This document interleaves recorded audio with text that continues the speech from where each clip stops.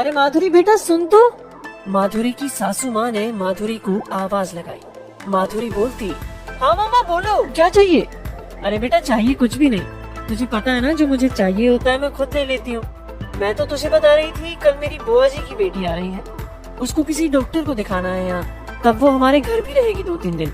तू बाजार तो जा ही रही है, इसलिए कुछ फल सब्जी लेते आना बेटा। माधुरी बोलती, हाँ मम्मी जी मैं लेकर आ जाऊंगी। दूसरे दिन माधुरी की सास की बुआ की बेटी रागिनी घर आ जाती है। माधुरी रागिनी जी के लिए पानी लेकर आती है, चाय बनाने के लिए जाती है। तभी माधुरी के पति साहिल का फोन आ जाता है।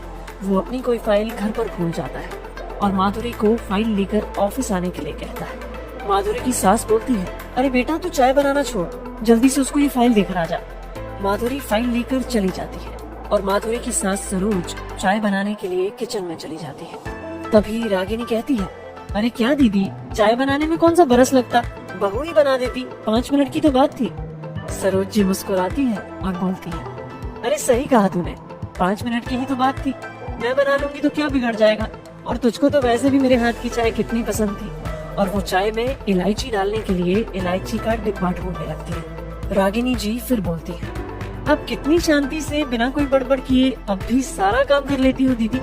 सरोज जी मुस्कुराती हुई किचन से चाय और नाश्ते की ट्रे लेकर आती है और रागिनी को बोलती है, तुझको पता है ना ज्यादा बड़बड़ करने से स्ट्रेस बढ़ता है और स्ट्रेस बढ़ने से चेहरे की रौनक कम होती है, तो मैं कभी बड़बड़ नहीं करती, मुस्कुराते हुए काम करती हूँ, तू भी कुछ सीख मुझसे। और दोनों हंसते हुए चाय पीने लगते हैं। चाय पीने के बाद सरोज जी चाय के जूठे कप, नाश्ते की प्लेट किचन में उठाकर रख कर आ जाती है और साथ में हरी सब्जियां ले आती है साफ करने के लिए। रागिनी जी फिर बोलती है, अरे आराम से बैठकर बातें करो ना मुझसे, ये सब्जियां तो आपकी बहू भी आकर साफ कर देगी। इस पर सरोज जी बोलती है, अरे बातों की बातें और काम का काम, दोनों हो जाएंगे साथ में, बहू को भी आसानी हो जाएगी, फटाफट सब्जी तैयार हो जाएगी। रागिनी जी को ना चाहते हुए भी सब्जी साफ करने में सरोज जी की मदद करनी पड़ी। थोड़ी देर बाद माधुरी आ जाती है। वो कुछ देर दोनों के पास बैठती है, थोड़ी बातें करती है, फिर शाम के खाने की तैयारी करने के लिए किचन में चली जाती है। हरी सब्जियों को साफ किए हुए देखकर माधुरी खुश होती है और बोलती है, अरे मम्मा आपने तो मेरा काम आसान कर दिया, हमेशा की तरह, और मुस्कुरा देती है। सरोज जी भी अपनी बहू को देखकर मुस्कुरा देती है। रागिनी जी को प्यास लगती है, वो माधुरी को आवाज लगाती है। तभी सरोज जी खुद पानी का गिलास लाकर रागिनी जी को दे देती है। बाहर कपड़े सूख रहे थे। सरोज जी बाहर से कपड़े लेकर आती हैं और समेटने के लिए बैठ जाती है। रागिनी जी को ये सब थोड़ा अटपटा सा लगता है। मन ही मन में सोचती है, ये दीदी बहू तो ले आई पर बहू का सुख लेना इनको नहीं आया, मेरी ठाठ है।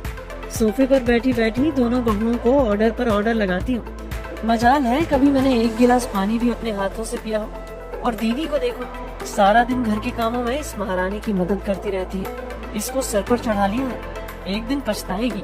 ऐसा सोचते सोचते न चाहते हुए भी रागिनी जी कपड़े समेटने में मदद करने लगी। रागिनी जी को सरोज जी के घर पर रहते हुए 2 दिन हो गए, पर उन्होंने एक बार भी सरोज जी को बहू के ऊपर बड़बड़ करते हुए और उसको ऑर्डर देते हुए नहीं देखा।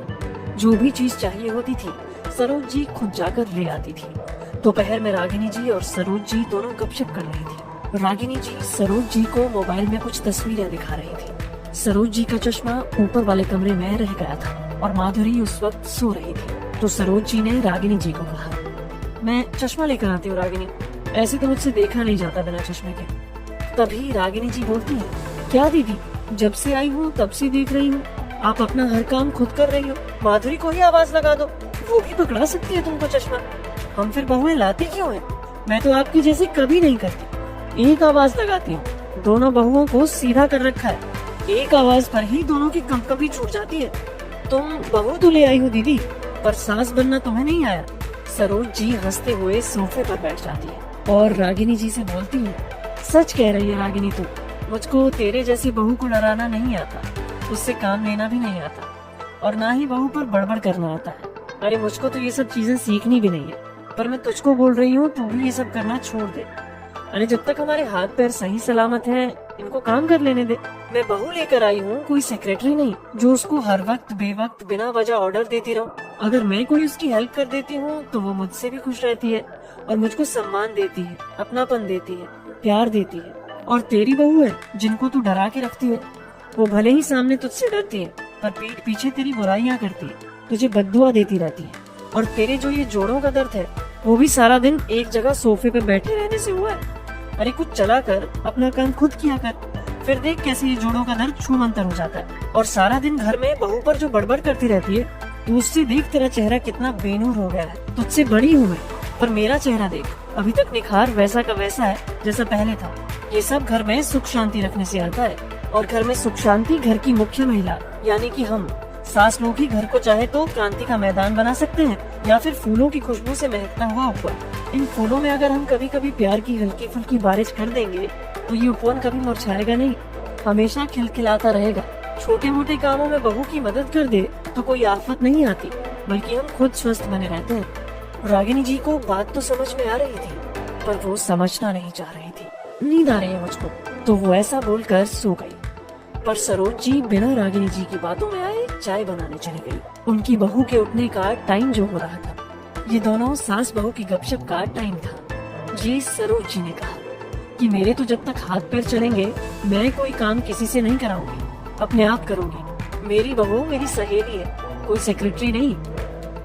दोस्तों, ये काल्पनिक कहानी है, और बहुत से घरों में हम देखते हैं बहू के आते ही सब अपनी जिम्मेदारियों से पीछा छुड़ा लेते हैं। एक पानी का गिलास भी अपने आप पीना तौहीन समझते हैं। पर क्या ये सही है? जब तक आप सही सलामत हो, अपना काम खुद कर सकते हो, तो फिर हर बात के लिए बहू को आवाज देना क्या सही है?